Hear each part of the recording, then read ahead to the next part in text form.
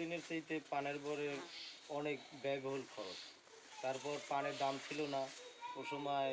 আমারই 600 পানের বর, 600 বরের মধ্যে 3 লক্ষ টাকা লোন লইয়ে কাজ করছি। কাজ করিয়ে রাখার পরে এখন বর্তমান অবস্থায় পানের দাম অনেক ভালো। তারপর ওই ঘাটতিটা পূরণ হইবে এখন বর্তমানে। তারপরও বদলার বেতন বেশি। এভাবে যদি পানের দাম থাকে তাহলে চাষি পোষাই থাকতে পারবে। কি কি সমস্যা আছে এই পান চাষ করতে গেলে? পান চাষ করতে গেলে সমস্যা, অনেক সমস্যাই আছে।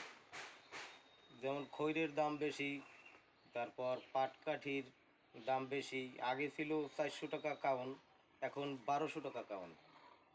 খৈর ছিল আগে 40 টাকা, এখন বর্তমান অবস্থায় 55 টাকা 60 টাকা খৈরের কেজি। তারপর সার ঔষধেরও তো দাম অনেক বেশি। আরেকটা বলেন সরকার কি করলে আপনারা পোষাই থাকবেন? নবরকম আপনি বলেন যে সরকারের কাছে আমাদের যে আমরা যেন কম সুদে বা কম সুদে যেন আমরা কৃষি লোনটা যেন পাই, যারা সরকার যেন কম নেয়, সুদ কম নেয়।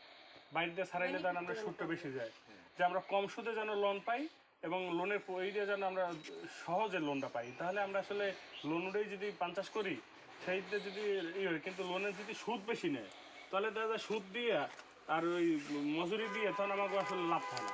কিন্তু সরকার যদি আমাকে পান চাষিদের জন্য স্বল্প সুদে লোনের ব্যবস্থা করতো তাহলে আসলে আমরা ঋণের ব্যবস্থা করলে। তারপরে এখন বর্তমানে আমাকে খরচ তো অনেক বেশি। সরকার যদি এটার উপরে একটু খেয়াল নিতে তাহলে আর অল্প সুদে যদি আমাকে কিছু ঋণ দিতে পান চাষিকে, তাহলে আমরা একটু সুবিধা পাইতাম। কারণ সরকার পান চাষের উপরে কোনো খেয়াল তেমন একটা নেই না। আমাকে পান চাষিকে সবারই অল্প সুদে যদি কিছু টাকা দেয়, লোন দেন, তাহলে আমরা পোষাই থাকতে পারি।